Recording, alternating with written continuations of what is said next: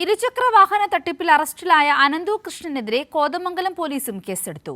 6 കോടിയിലധികം രൂപയാണ് കോതമംഗലത്ത് നിന്നും പ്രതി തട്ടിയെടുത്തത്. അന്വേഷണത്തിന്റെ ഭാഗമായി അനന്തു കൃഷ്ണന്റെ കൊച്ചി നഗരത്തിലുള്ള ഫ്ളാറ്റിൽ തിങ്കളാഴ്ച മൂവാറ്റുപുഴ പോലീസ് പരിശോധന നടത്തി.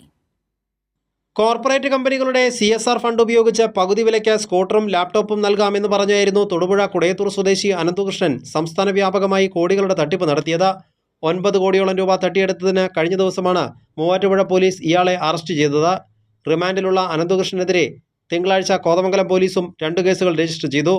Thankalam build India greater foundation നൽകിയ പരാതിയിലാണ് ആദ്യ കേസ്. പകുതി വിലയ്ക്ക് ഇരുചക്ര വാഹനങ്ങൾ നൽകാമെന്ന് പറഞ്ഞ് 3.88 കോടി രൂപയുടെ തട്ടിപ്പ് നടത്തിയതായാണ് പരാതി.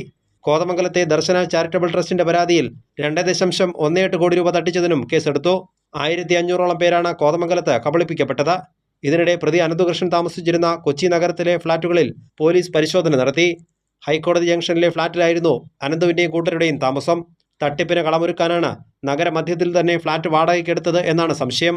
പ്രതി അനന്തുകൃഷ്ണനെ കസ്റ്റഡിയിൽ വാങ്ങി കൂടുതൽ തെളിവെടുപ്പ് നടത്താനുള്ള ഒരുക്കത്തിലാണ് മൂവാറ്റുപുഴ പോലീസും കോതമംഗലം പോലീസും. കൈരളി ന്യൂസ്, കൊച്ചി.